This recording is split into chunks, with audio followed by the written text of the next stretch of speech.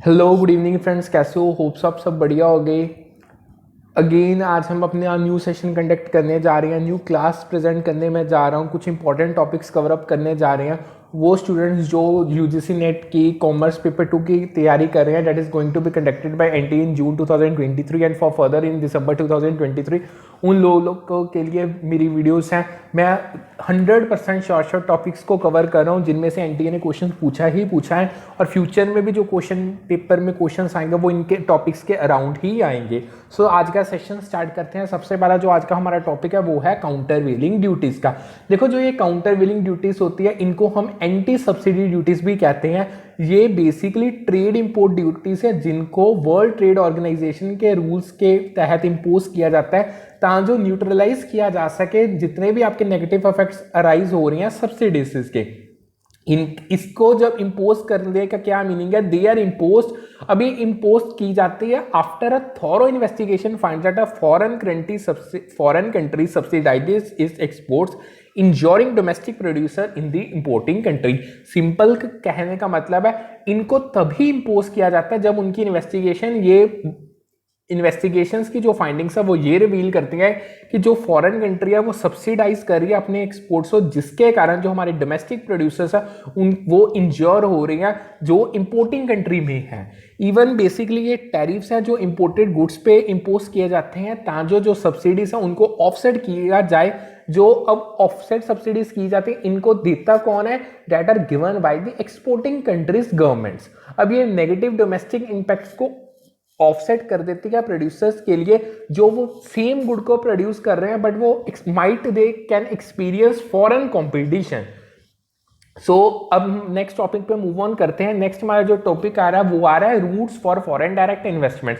यानी इसमें हम कुछ दो डिफरेंट रूट्स को स्टडी करेंगे, जिनमें से सबसे पहले देखो जो फॉरेन डायरेक्ट इन्वेस्टमेंट है इसको हम दो रूट्स के अंदर कर सकते हैं। एक तो होती है ऑटोमेटिक रूट, एक होता है गवर्नमेंट रूट।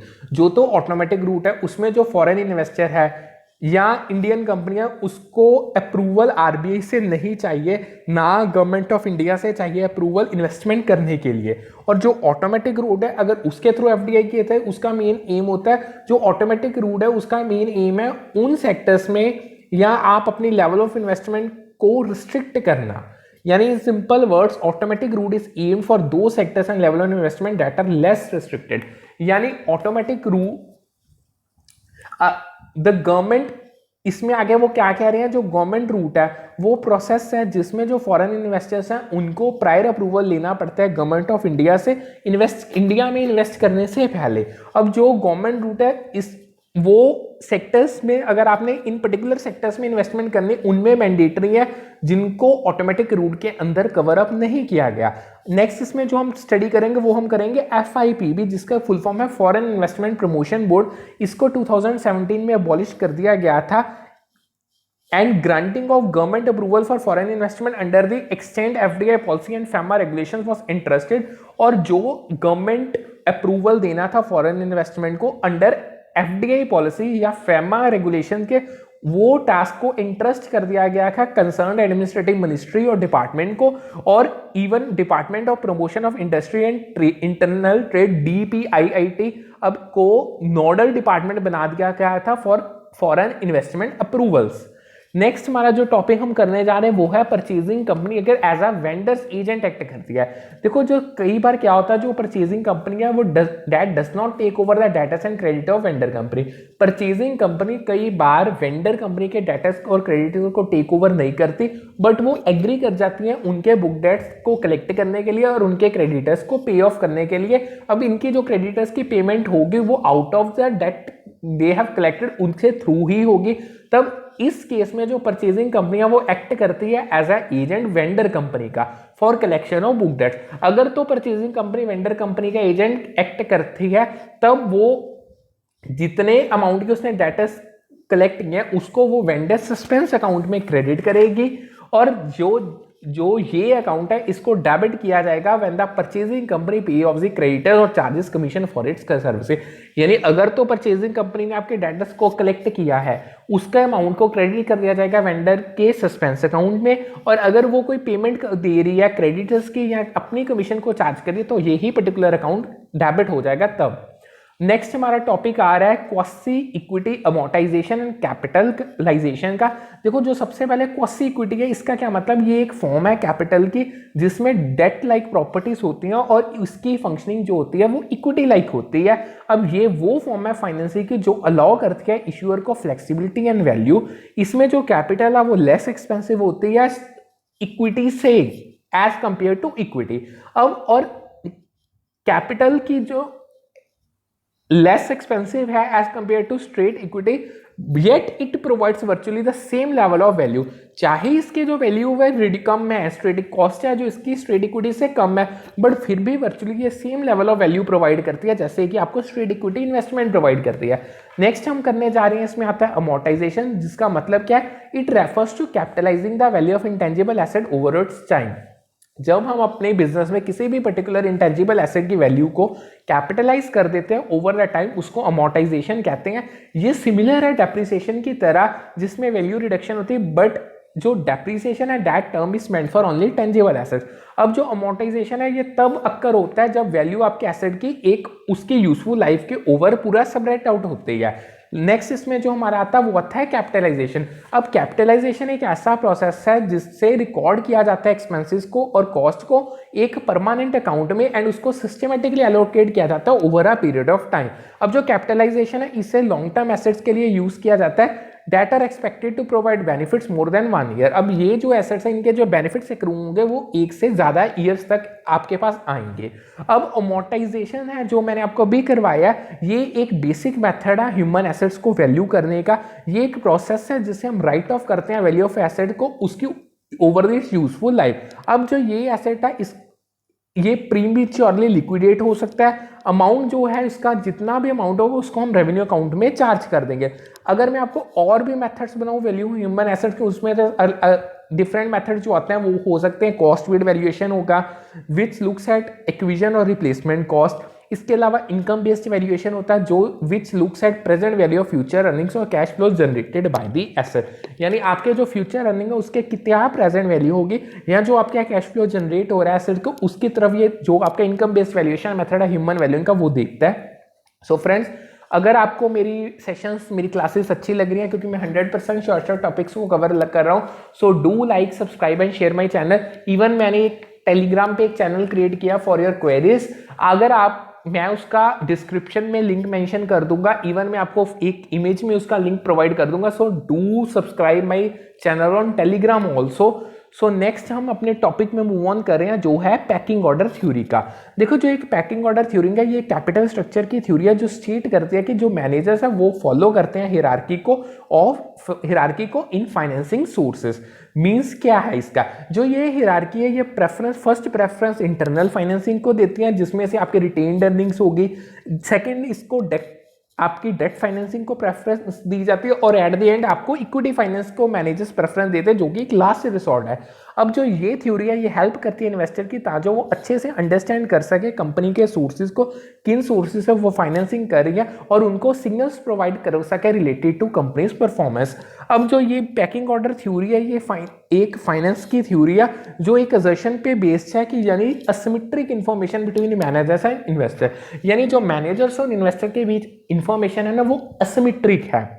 जिसका क्या मतलब हुआ, जिसका सिंपल से मीनिंग ये हुआ कि जो मैनेजर्स हैं उनके पास बेटर और मोर इंफॉर्मेशन है कंपनी की परफॉर्मेंस की, प्रोस्पेक्ट्स की, रिस्क की और वैल्यू की देन एक्सटर्नल यूजर। यानी कंपनी के मैनेजर अच्छी तरह से जानते हैं कंपनी की परफॉर्मेंस को, इररिस्पेक्टिव क्रेडिटर्स और इन्वेस्टर एक्सेट्रा जो एक्सटर्नल बंदे हैं उनको इतनी नॉलेज नहीं होती। सो एज अ रिजल्ट जो मैनेजर है वो हिरार्की को फॉलो करते हैं फाइनेंसिंग सोर्सेज में। जैसे वो सबसे पहले प्रेफरेंस देते हैं इंटरनल फाइनेंसिंग को जो रिटेन्ड अर्निंग्स होगी। अब इंटरनल फाइनेंसिंग को प्रेफरेंस दी जाती है ओवर द एक्सटर्नल फाइनेंसिंग, जैसे एक्सटर्नल में आपके डेट्स और इक्विटी हो सकता है और इवन डेट को प्रेफरेंस दी जाती है ओवर द इक्विटी अगर आपकी एक्सटर्नल फाइनेंसिंग की रिक्वायरमेंट अराइज हो जाए।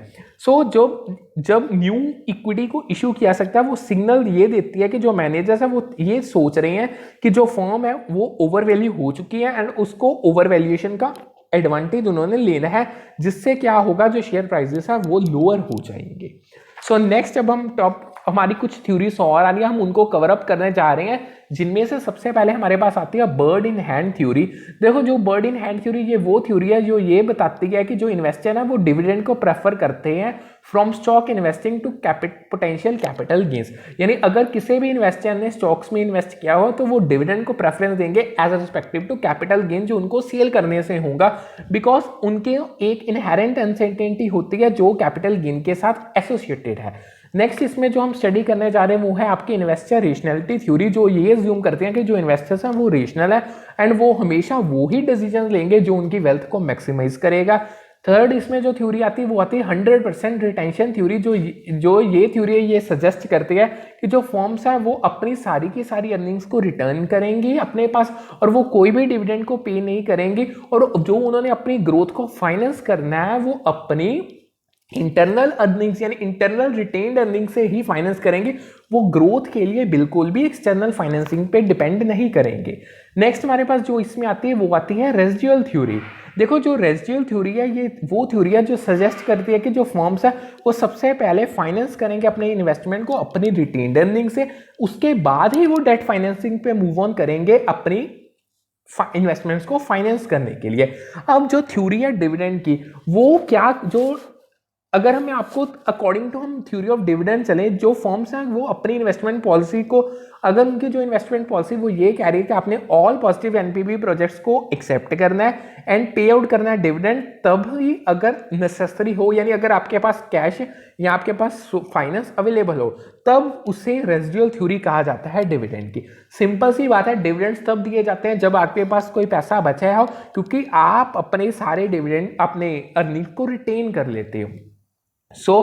इस अगर मैं आपको रेजिडुअल थ्योरी ऑफ डिविडेंड की बात करूं तो ये थ्योरी डिविडेंड्स को इररिलेवेंट मानती है और उनका ये मानना है कि ये फर्म की वैल्यू को अफेक्ट नहीं करते, क्योंकि फर्म है जो अपनी अर्निंग्स को रिटेन करती है फॉर प्रॉफिटेबल इन्वेस्टमेंट अपॉर्चुनिटीज, अगर वो इनको रिटेन ना करे तो उनको डिस्ट्रीब्यूट कर दिया जाता है शेयर होल्डर्स के पास।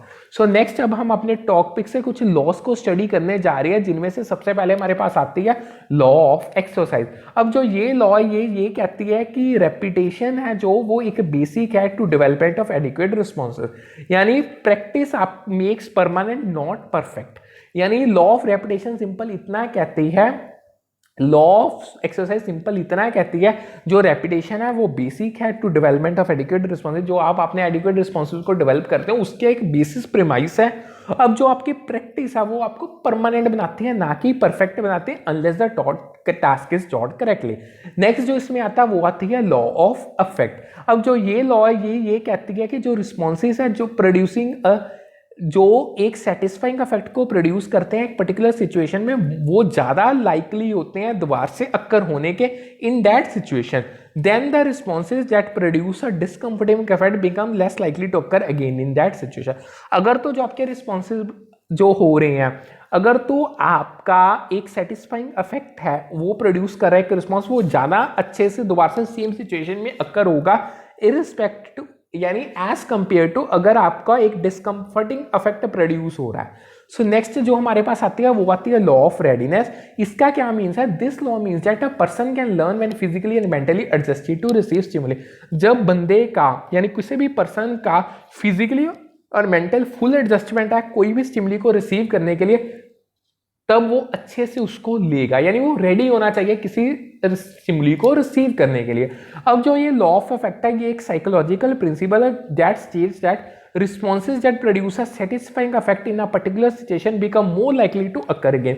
यानी इस साइकोलॉजिकल प्रिंसिपल का ये कहना है कि जो रिस्पॉन्सेस एक सेटिस्फाइंग इफेक्ट को जनरेट प्रोड्यूस करते हैं पर्टिकुलर सिचुएशन में, वो मोर लाइकली होते हैं कि उसी पर्टिकुलर सिचुएशन में वो अगेन अक्कर होंगे। अगर हम इनको एज कंपेयर करें कि जो रिस्पॉन्सेस आपका डिस्कम्फर्टिंग इफेक्ट प्रोड्यूस करते हैं वो लेस लाइकली होंगे कि वो दोबारा से अक्कर करेंगे सेम कंडीशन में।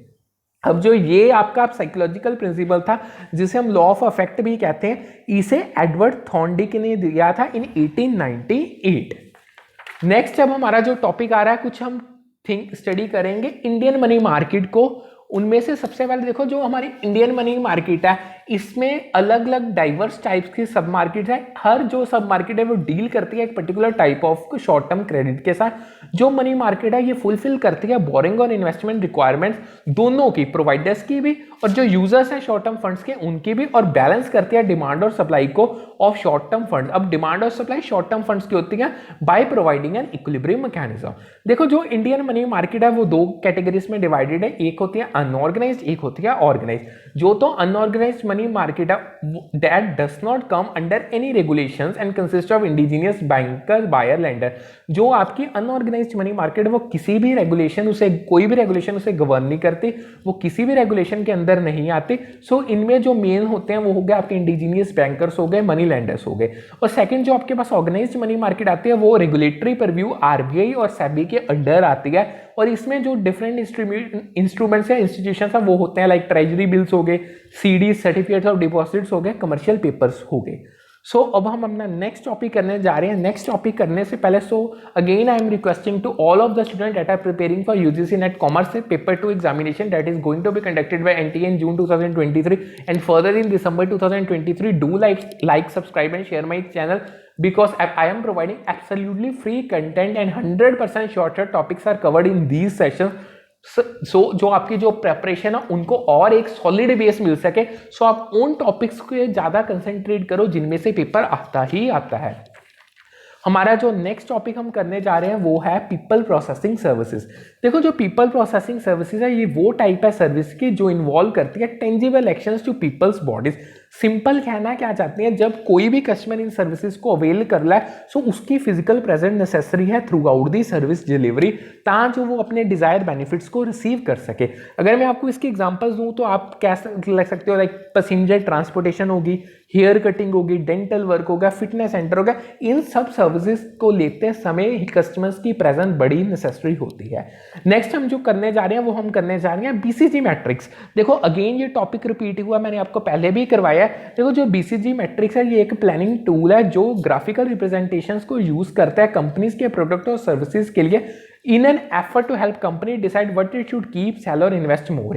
यानी बेसिकली इस टूल से कंपनी को क्या हेल्प मिलती है, वो ये डिसाइड कर सकते हैं कि वो अपने में क्या चीजें रखेंगे, किनको उन्होंने सेल करना है और किन फर्दर सिक्योरिटीज में उन्होंने ज्यादा इन्वेस्ट करना है। अब जो ये मैट्रिक्स है ये प्लॉट करता है कंपनी की ऑफरिंग्स इन अ 4 स्क्वायर मैट्रिक्स।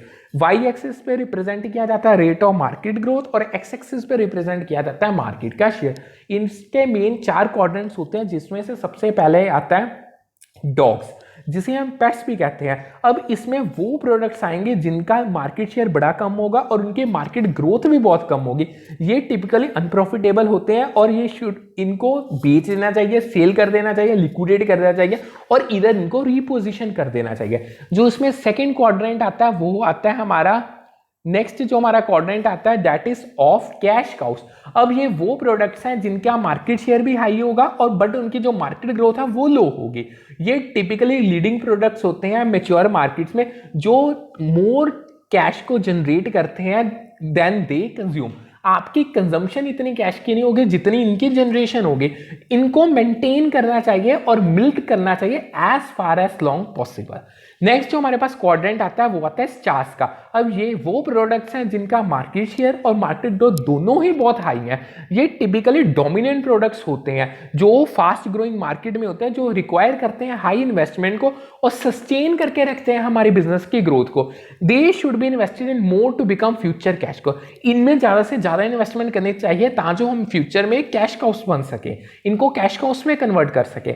नेक्स्ट हमारा जो लास्ट क्वाड्रेंट आता है वो आता है क्वेश्चन मार्क्स का। अब ये वो प्रोडक्ट है जिनका मार्केट शेयर लो है बट मार्केट ग्रोथ हाई है। अब ये टिपिकली न्यू प्रोडक्ट्स होते हैं जो इमर्जिंग मार्केट्स में लॉन्च किए जाते हैं। इनके पास पोटेंशियल तो है इन प्रोडक्ट्स में बट इनमें रिस्क भी और होता है। अब इनको क्या चाहिए, they required a careful analysis to decide whether to invest in them और डाइवेस्ट देम। यानी बहुत अच्छे से केयरफुल डिटेल में थॉरो एनालिसिस करना पड़ता है, हम इनमें इन्वेस्ट करें या ना करें या इनमें से डिसइन्वेस्टमेंट करने।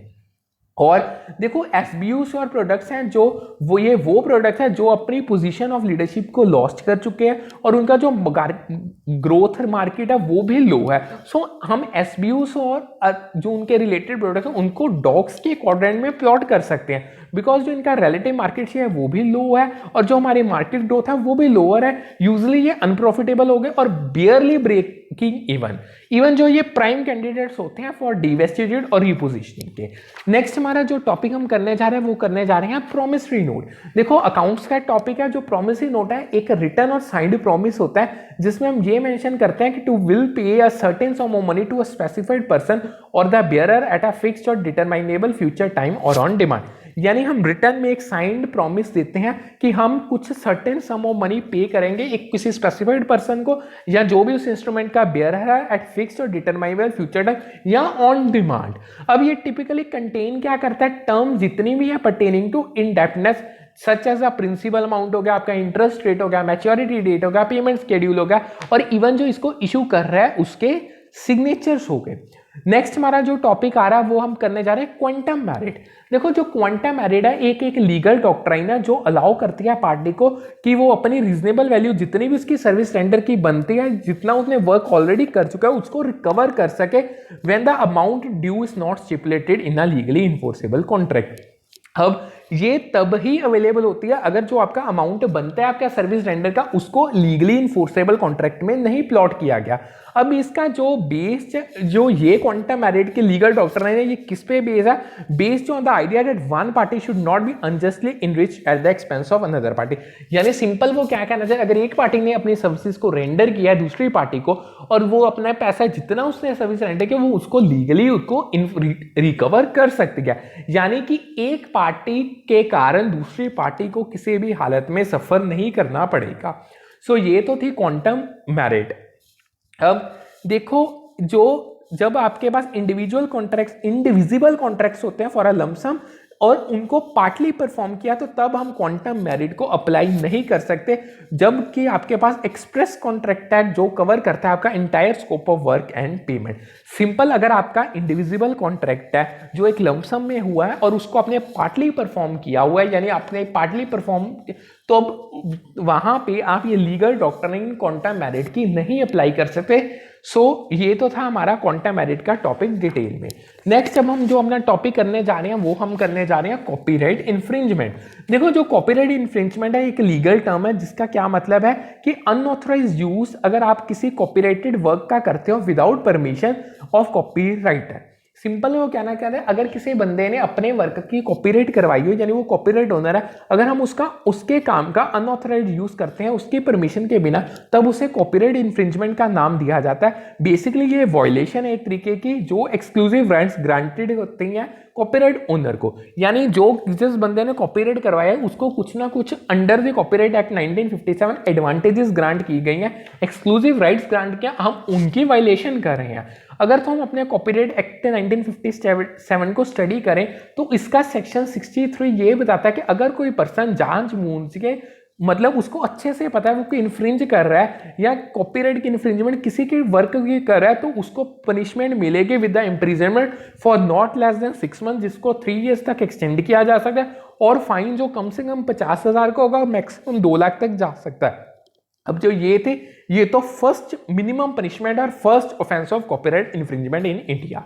सो now we are moving on to our next topic जो है एजेंसी बाय नेसेसिटी का। देखो जो एजेंसी बाय नेसेसिटी है ये एक लीगल डॉक्ट्राइन है जो अलाउ करती है पर्सन को to act as an agent for another person without their consent और ऑथराइजेशन। यानी basically according to this legal doctrine कोई भी बंदा किसी भी बंदे के अनदर बंदन का एजेंट बन सकता है विदाउट हिज कंसेंट और ऑथराइजेशन अगर कोई अर्जेंट और इमरजेंसी सिचुएशन अराइज हो रही है जो इमीडिएट एक्शन रिक्वायर कर गया ताकि किसी तरीके के हार्म और लॉस को प्रिंसिपल को अगर कोई हार्म और लॉस होगा उससे उसको प्रिवेंट किया जा सके। सो एजेंट अब इसमें कुछ कंडीशंस है। जो एजेंट है ना वो गुड फेथ में एक्ट करेगा, जितना हो सके वो अपने best interest of the principal में एक्ट करेगा और मोस्ट रीजनेबल और प्रैक्टिकल कोर्स को अडॉप्ट करेगा हर सर्कमस्टांसेस में। अगर मैं आपको इसकी एक स्टेटमेंट बताऊंगा, अगर आपका डिस्ट्रक्शन हो रही है आपके सब्जेक्ट मैटर की ऑफ कॉन्ट्रैक्ट ऑफ एजेंसी तब उस केस में this is because agency by necessity arising when there is no need to act on behalf, there is need to act on behalf of principal, not when there is no possibility to act at all. Simple वो कहना क्या जा रहा है, मैं जो आपको statement बनाता हूं इसमें से यूजीसी ने क्वेश्चन पूछा था, यानी अगर तो आपके सब्जेक्ट मैटर की ही डिस्ट्रक्शन होगी तो कॉन्ट्रैक्ट ऑफ एजेंसी, यानी उसमें एजेंसी बाय नेसेसिटी का सवाल ही पैदा नहीं होता, क्योंकि बेसिकली आप उस कॉन्ट्रैक्ट को परफॉर्म ही नहीं कर सकते, तो आपके एजेंट बनने का क्या फायदा होगा उसमें। So now we are moving to our next topic. So again friends, I am requesting to you, if you are watching my sessions or if you are taking my classes for preparing your examination, so do like subscribe and share my channel, हमें अपनी family को grow कर सके, क्योंकि absolutely free content and 100% sure topics को cover किया जा रहा है इन वीडियोस में। सो नेक्स्ट हमारा जो टॉपिक आ रहा है वो आता है EMT का। देखो EMT क्या है, अल्टरनेटिव मिनिमम टैक्स। अब ये वो टैक्स है जो लिवाई किया जाता है certain non corporate tax payers पे, जो सर्टेन डिडक्शंस और इंसेंटिव्स को क्लेम करते हैं under the income tax act 1961।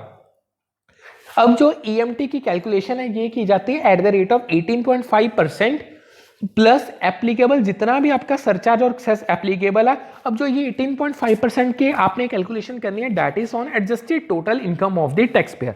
अब जो ये एडजस्टेड टोटल इनकम है, ये वो टोटल इनकम है टैक्स पेयर की as per the normal provisions of act, जिसे इंक्रीज किया जाता है बाय डिडक्शंस क्लेम।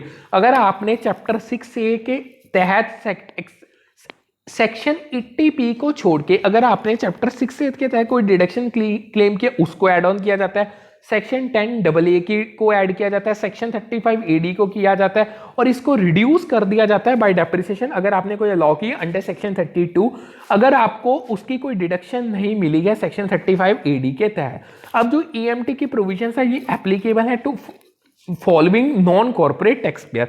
इसमें से सबसे पहले आपके इंडिविजुअल्स हो गए, हिंदू अनडिवाइडेड फैमिलीज होगी, एसोसिएशन ऑफ पर्संस होगी, बॉडी ऑफ इंडिविजुअल होगी, और कोई भी आर्टिफिशियल जुडिशियल पर्सन जिस when their adjusted total income exceeds 20 lakh. अगर जो मैंने आपको बंदे बताए हैं individuals, Hindu undivided family, EOP, BOI, अगर इनकी एडजस्टेड टोटल इनकम 20 लाख से इंक्रीज करते हैं तो EMT एप्लीकेबल हो जाएगा। Even it is applicable to every other person other than individual, HUF, EOP, BOA और artificial judicial person irrespective of its adjusted total income। Next हमारा जो टॉपिक करने जा रहे हैं वो हम करने जा रही है एंटरटेनमेंट अलाउंस। देखो जो ये एंटरटेनमेंट अलाउंस है, ये एक अलाउंस है जो एक एम्प्लॉयर अपने एम्प्लॉय को देता है for meeting the expenses of hospitality और एंटरटेनमेंट ऑफ गेस्ट और क्लाइंट्स। ठीक है, यानी अगर आपका कोई एम्प्लॉय आपके गेस्ट और क्लाइंट्स को एंटरटेन करता है, उनको हॉस्पिटैलिटी के उनकी खर्चा आता है, उसके लिए कि एम्प्लॉयर अपने एम्प्लॉय को एंटरटेनमेंट अलाउंस देता है। जो एंटरटेनमेंट अलाउंस है ये फुली टैक्सेबल है नॉन गवर्नमेंट एम्प्लॉयज के लिए, और बट जो गवर्नमेंट एम्प्लॉयज हैं वो डिडक्शन को क्लेम कर सकते हैं under section 16 sub section 2 of income tax act 1965। अब जो डिडक्शन मिलती है under section 16 sub section 2 entertainment allowance के लिए, वो अवेलेबल है सिर्फ केवल गवर्नमेंट एम्प्लॉयज के लिए जो कि सेंट्रल और स्टेट गवर्नमेंट के अंदर वर्क करते हैं। अब इसका जो कैलकुलेशन होती है that is minimum of the 3, या तो आपका 5000 का अमाउंट हो, या आपका 20% बेसिक सैलरी का होगा, या आपने जितना एक्चुअल अमाउंट एंटरटेनमेंट अलाउंस का रिसीव किया, इन तीनों को कंपेयर करके इनमें से जो लोअर होगा उस अमाउंट की आपको डिडक्शन मिल जाएगी। अब इसके लिए जो बेसिक सैलरी होती है यूज कीजिए, उसका मीन्स क्या है, इस सैलरी ये वो सैलरी है जो किसी भी टाइप का अलाउंस को एक्सक्लूड करती है, बेनिफिट को एक्सक्लूड करती है, पर रिक्वेस्ट को एक्सक्लूड करती है। जो एक्चुअल अमाउंट है एम्प्लॉय ने स्पेंड किया एंटरटेनमेंट अलाउंस के लिए, जो उसे रिसीव हुआ, that is not relevant for the deduction. Next हमारा जो टॉपिक आ रहा है दैट इज प्रोविडेंट फंड। हम प्रोविडेंट फंड का मीनिंग स्टडी करेंगे, कुछ उनकी टाइप्स को स्टडी करेंगे। देखो जो हमारा प्रोविडेंट फंड है ये एक तरीके की पेंशन स्कीम है where a certain percentage of employees basic salary is deducted every month and deposited in fund along with an equal contribution from the employer. Simple क्या होता है, ये एक तरीके की पेंशन स्कीम है जिसमें जो है आप एम्प्लॉय है उसकी सैलरी का मंथली कुछ ना कुछ हिस्सा काट लिया जाता है और उसे एक सेपरेट फंड में डिपॉजिट किया जाता है। मान लो अगर आपके फॉर एग्जांपल किसी एम्प्लॉय की सैलरी का 10,000 काट के एक सेपरेट फंड में डिपॉजिट किया, सेम अमाउंट यानी सेम 10,000 एम्प्लॉयर भी उसमें कंट्रीब्यूट करेगा। अब जो ये आपका अकमुलेटेड अमाउंट होगा life time of the service, ये इकट्ठा होता जाएगा, इस पे आपको इंटरेस्ट भी मिलेगा और ये आपको रिटायरमेंट के टाइम पे या रेजिग्नेशन या अगर आपकी डेथ हो जाए उस टाइम भी आपके फैमिली मेंबर्स को, आपके लीगल हेयर्स को प्रोवाइड करवा दिया जाएगा। देखो जो प्रोविडेंट फंड्स हैं इसकी ना कुछ इंडिया में कुछ डिफरेंट टाइप्स है, जिनमें से सबसे पहले हमारे पास आता है स्टैट्यूटरी प्रोविडेंट फंड। देखो जो स्टैट्यूटरी प्रोविडेंट फंड है ये गवर्नमेंट और सेमी गवर्नमेंट एम्प्लॉयज के लिए होता है, लोकल अथॉरिटीज, रेलवेज और यूनिवर्सिटी और एजुकेशनल इंस्टीट्यूशंस में होता है। इसको सेटअप किया जाता है प्रोविडेंट फंड एक्ट 1925 के अंदर और इसको गवर्नमेंट रेगुलेट करती है। नेक्स्ट हमारा जो रिकॉग्नाइज प्रोविडेंट फंड है ये प्राइवेट सेक्टर एम्प्लॉयज के लिए होता है जो वर्क करते हैं इस्टेब्लिशमेंट में जिनमें 20 या उससे ज़्यादा एम्प्लॉयज होते हैं। इसको एम्प्लॉयज प्रोविडेंट फंड और मिसलेनियस प्रोविजन एक्ट 1952 के तहत सेटअप किया जाता है और इसे रेगुलेट कौन करता है? एम्प्लॉय प्रोविडेंट फंड ऑर्गेनाइजेशन यानी EPFO। नेक्स्ट हमारे पास जो आता है वो आता है अनरिकॉग्नाइज्ड प्रोविडेंट फंड। इसको ये भी प्राइवेट सेक्टर एम्प्लॉयज के लिए जो अब वर्क कर रहे हैं इस्टेब्लिशमेंट में जिनमें 20 या उनसे कम बंदे काम कर रहे हैं और they have not obtain recognition from commissioner of income tax, और उन इस्टेब्लिशमेंट के पास कोई भी कमिश्नर ऑफ इनकम टैक्स से रिकॉग्निशन नहीं है। अब इनको सेटअप करने के लिए एक म्यूचुअल एग्रीमेंट किया जाता है एम्प्लॉयर एम्प्लॉय के बीच और कोई भी अथॉरिटी इसे अच्छे से रेगुलेट नहीं करती। लास्ट में हमारे पास आता है पब्लिक प्रोविडेंट फंड PPF। अब ये उन इंडिविजुअल्स के लिए चाहे वो सैलरीड है चाहे वो सेल्फ एम्प्लॉयड है जो सेव करना चाहते हैं अपने लॉन्ग टर्म गोल्स के लिए, इसे सेटअप किया जाता है under the public provident fund act 1968 and इसको रेगुलेट कौन करते हैं? Government and through designated banks and post office. Next हमारा जो टॉपिक आ रहा है वो आ रहा है accounting standard 2 that is accounting standard for valuation of inventories and their accounting treatment. देखो जो ये स्टैंडर्ड है ये कवर अप करता है डिफरेंट मेथड इन्वेंट्री को वैल्यू करने में इन अ बिजनेस एंड उनका कैसे डिस्क्लोजर किया जाएगा फाइनेंशियल स्टेटमेंट्स में। जो जनरल रूल है ये है कि जो अपने इन्वेंट्री को वैल्यू करना है that should be valued at cost और नेट रियलाइजेबल वैल्यू, उन दोनों में विच एवर इज लोअर। अब जो अकाउंटिंग स्टैंडर्ड 2 है ये कॉस्ट ऑफ इन्वेंट्रीज में बताता है कि क्या क्या कंप्राइज होना चाहिए। The cost of inventory should comprise जितनी भी आपकी कॉस्ट इन्वेंट्री की उसमें आपकी सारी कॉस्ट ऑफ परचेज होगी, कॉस्ट ऑफ कन्वर्जन होगी और अदर जितनी भी कॉस्ट इनकर्ड हुई है इन्वेंट्री को ब्रिंग करने के लिए to their present location and condition, वो सब कुछ कॉस्ट ऑफ इन्वेंट्रीज में इंक्लूडेड है। अब इनको डिटेल में स्टडी करते हैं। देखो जो कॉस्ट ऑफ परचेज है इसमें आपका परचेज प्राइस आ गया, आपकी इंपोर्ट ड्यूटीज आ गई और अदर कोई भी टैक्सेस है जो सब्सिक्वेंटली रिकवरेबल है and by enterprise from the taxing authorities, freight inward हो गया और कोई अदर ऐसा एक्सपेंडिचर डायरेक्टली एट्रीब्यूटेबल है एक्विजन के रिगार्डिंग। नेक्स्ट जो हमारी कॉस्ट ऑफ कन्वर्जन है उसमें आपकी कॉस्ट जो डायरेक्टली रिलेटेड है यूनिट्स ऑफ प्रोडक्शन से, जैसे कि आपकी डायरेक्ट लेबर होगी एंड कोई आपकी सिस्टमेटिक एलोकेशन है आपकी फिक्स्ड और वेरिएबल प्रोडक्शन ओवरहेड के जिसको इनकर किया गया है मटेरियल्स को कन्वर्ट करने में फिनिश गुड्स में। और अगर मैं अदर कॉस्ट की बात करूं तो इसमें वो आ जाती हैं जो इनकर की गई हैं bringing the inventory to the present location and condition, but जिनको नहीं इंक्लूड किया गया इन कॉस्ट ऑफ परचेज और कन्वर्शन। अगर मैं आपको इसकी एग्जांपल दूं तो आपकी एडमिनिस्ट्रेटिव ओवरहेड्स हो गए दैट रिलेटेड टू प्रोडक्शन और स्टोरेज कॉस्ट। सो अब हम नेक्स्ट टॉपिक में मूव ऑन कर रहे हैं that is related to consumer rationality. देखो जो ये कंज्यूमर रेशनैलिटी है ये एक इकोनॉमिक कॉन्सेप्ट है जो ये ज्यूम करता है कि जो कंज्यूमर चॉइसेस बनाता है वो दैट ही मेक्स चॉइसेस, उनके जो चॉइसेस के बेसिस होते हैं वो होते हैं उनके प्रेफरेंसेस और उनका सेल्फ इंटरेस्ट, ताकि जो अपने यूटिलिटीज को मैक्सिमाइज कर सके, अपने वेलफेयर को मैक्सिमाइज कर सके, सेटिस्फेक्शन वो अचीव कर सके जितनी उनकी डिजायर्ड है from consumption of goods and services. जो कंज्यूमर रेशनैलिटी है जो ये इसका मानना ये है कि जो कंज्यूमर्स हैं वो एक्ट करते हैं इन अ कंसिस्टेंट और logical manner and they are able to compare and rank different alternative. उनके पास बिल्कुल अच्छी काबिलियत है दो अलग अलग अल्टरनेटिव्स को कंपेयर करने की और रैंक करने की according to their benefits and cost. अब कुछ कैरेक्टरिस्टिक्स है जो कि कोर ऑफ कंज्यूमर रेशनैलिटी है जिनमें से सबसे पहले आती है नॉन सैटिस्फैक्शन। इसका क्या मतलब है? This means that consumer always prefer more of goods और सर्विस टू लेस। यानी देखो ये तो कंज्यूमर की नेचर है, हर पर्टिकुलर ह्यूमन की नेचर वो ज्यादा प्रेफर करेंगे एज कंपैरेटिव टू लेस। क्यों? जितना ज्यादा वो कंज्यूम करेंगे उतनी उनको ज्यादा यूटिलिटी मिलेगी। सो ये अजम्पशन है कंज्यूमर, ये बेसिक अजम्पशन जो हमें ये हाईलाइट करके बताती है कि जो कंज्यूमर है उसके वांट्स एंड नीड्स अनलिमिटेड है। सेकंड इसमें जो मेन कोर आता है कंज्यूमर रेशनैलिटी की जो कैरेक्टरिस्टिक है वो है सेल्फिश मोटिव। इसका मतलब क्या है? जो कंज्यूमर्स है वो एक्ट आउट करते हैं for their own self interest when वो ट्राई करते हैं कि वो अपने प्राइवेट बेनिफिट्स को मैक्सिमाइज कर सके from consumption without considering the effects on other और सोसाइटी हैज होल। यानी उन्हें सिर्फ अपने से मतलब है। सो ये अजम्पशन है कि कंज्यूमर इंडिपेंडेंट है और रेशनल एजेंट्स है। नेक्स्ट हमारे पास आती है क्लैरिटी ऑफ प्रेफरेंसेस। इसका मतलब क्या है, जो कंज्यूमर्स हैं वो वेल डिफाइंड है, उनकी जो प्रेफरेंसेस हैं वेल डिफाइंड है, उनकी प्रेफरेंसेस स्टेबल है over different goods and services, वो अच्छे से रैंक कर सकते हैं in order of their preference, यानी उनको अपनी प्रेफरेंसेस को अच्छे से रैंक ऑन कर सकते हैं। ये रिफ्लेक्ट करता है कि कंज्यूमर की that consumers are complete and consistent information about their own taste and preferences. Next हमारे पास जो आती है वो आती है पोजेशन ऑफ इन्फॉर्मेशन। इसका मतलब है जो कंज्यूमर्स है उनके पास अच्छा एक्सेस है जितनी भी उनको रेलिवेंट इन्फॉर्मेशन चाहिए।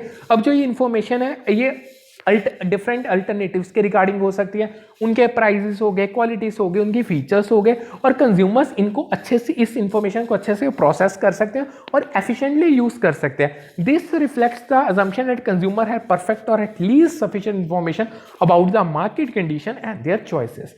नेक्स्ट हमारे पास आ जाते हैं होमोजीनियस एक्सपेक्टेशन।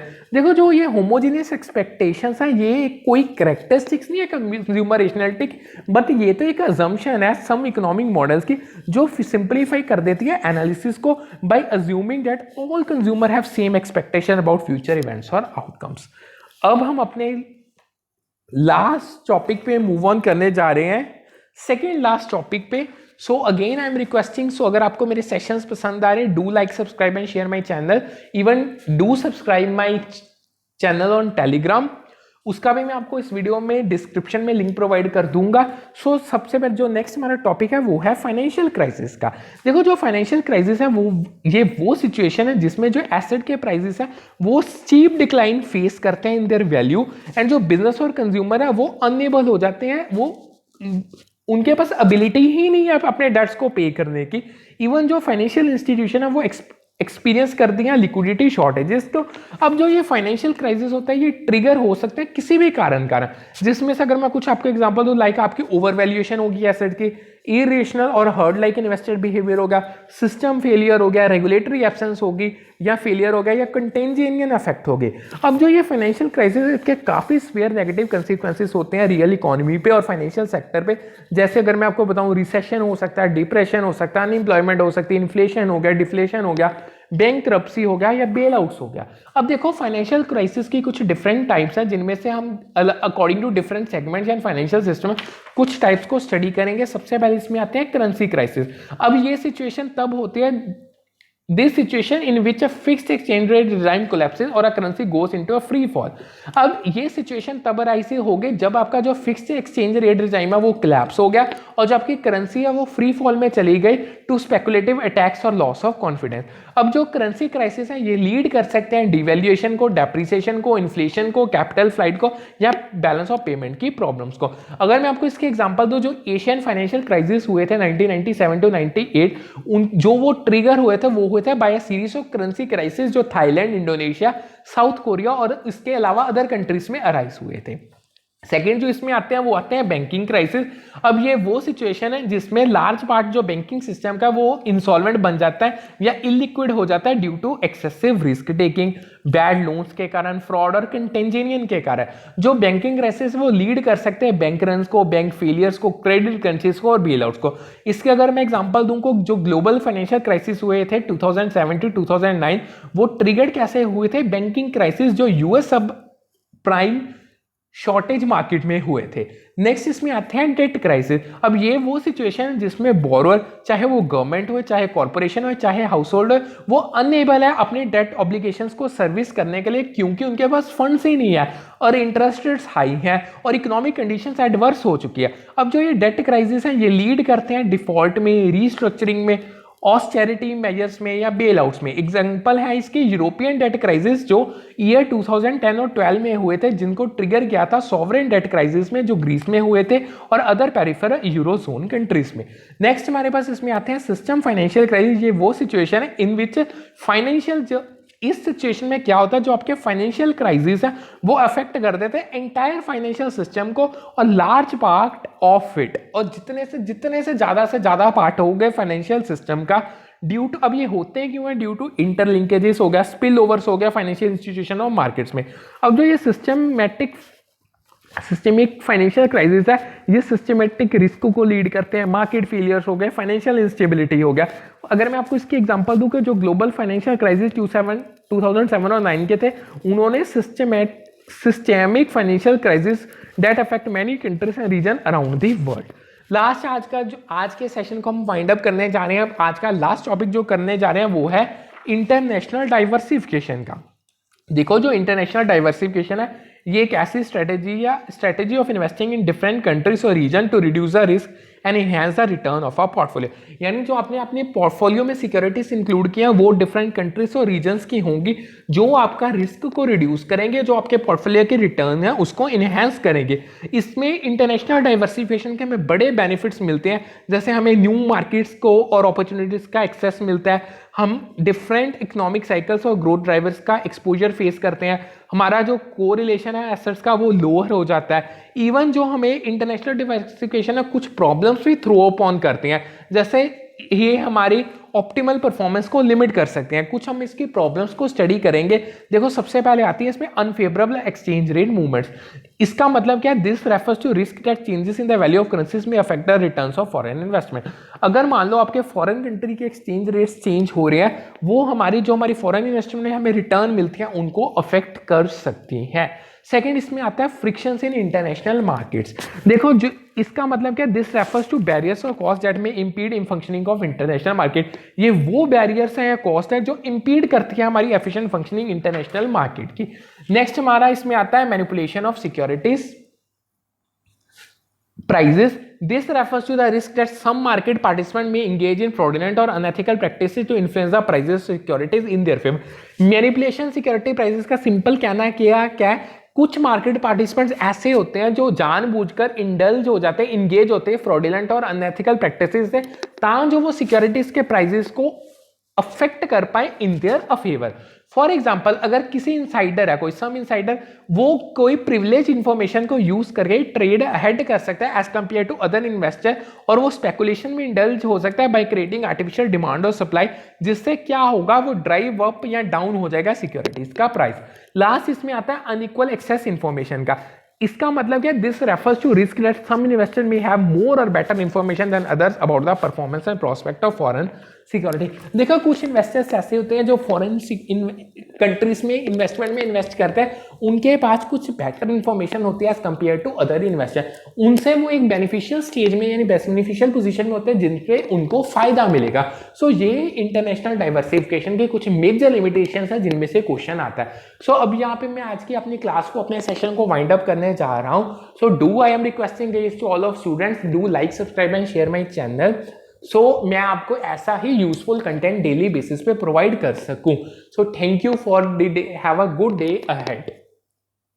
सो मिलते हैं कल with the new session, with a new class, with new topics. Thank you.